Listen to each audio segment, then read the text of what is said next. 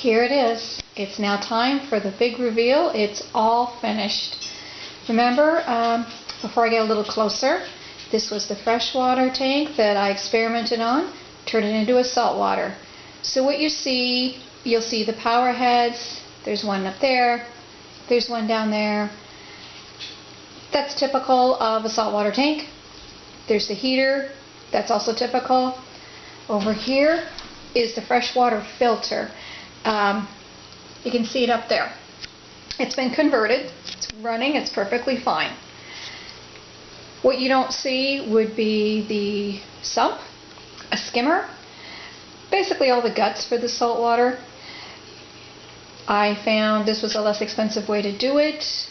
It's not a pristine tank. It's not going to look as clean as what you might see in some large businesses or even in someone's house or on TV. But for me, a personal small tank, this is all I needed. So as we get closer, I'll show you what we decided to put in it. And there's one of them. And there's the other, and yes, they are seahorses. They're male and female. Rumor has it the male could be carrying the eggs, and the reason I say male is because he does have a pouch like a kangaroo. But rather than the female looking after them, the male does, and I kind of like that idea sometimes. Down here, it's a little difficult to spot. It's a little Scooter Blenny. That's what it's called. We call him Scooter. You can see him moving around. If I get a little further away, it might be a little easier to see. We have our corals, and they're actually all doing very well. They've opened up. Other than that one there you see, and this one here, they're all frags. Frags meaning babies. Think of them as cuttings. And again, it was a little less expensive to do that, and this way I can kind of grow my own. There we have the other one. Also somewhere down in here we have an emerald crab. I don't see him at the moment. He's usually picking away at the rocks and any debris you might find in the aquarium. We have more coral down here, and also to remember what I had said, the difference between a fish and rock and a marine reef. Marine fish and rock would be exactly that, fish and rock. The reef is the coral with the fish or without fish. We'll talk about the seahorses for a minute. Now before you go rushing off and say, we want these, think about it. They're very high maintenance. They're slow to eat, so you cannot put them in with other fish, as the fish would take all the food and the seahorses would get nothing.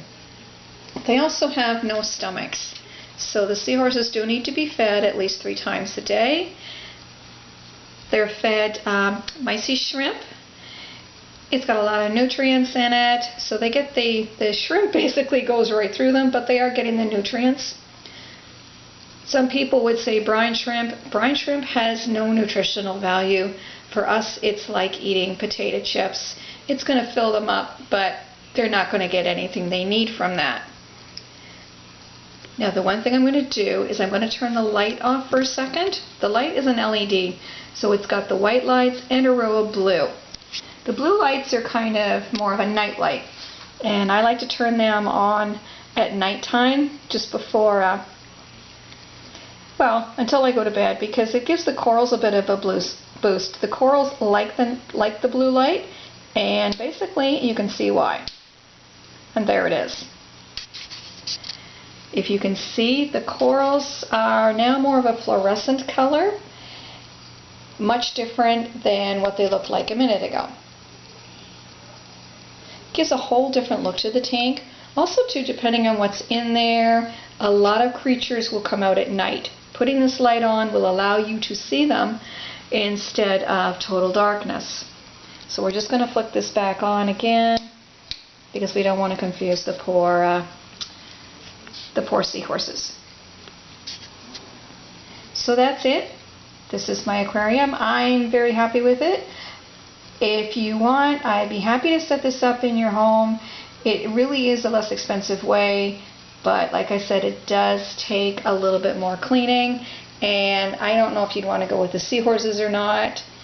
That is that they are a commitment. And I hope you like it.